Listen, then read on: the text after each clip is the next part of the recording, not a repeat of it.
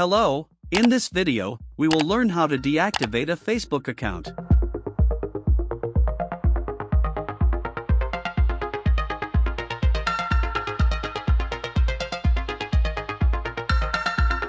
Click here. Click on Settings.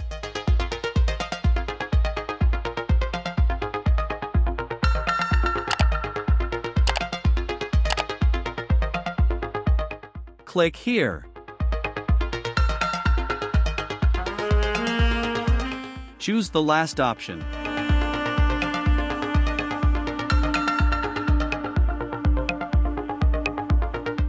Select the Facebook account that you want to deactivate.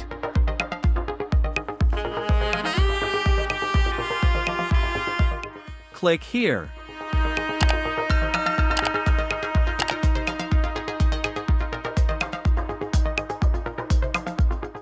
Click here again.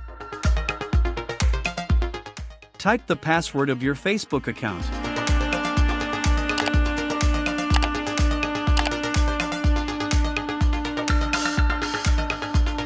Choose any choice.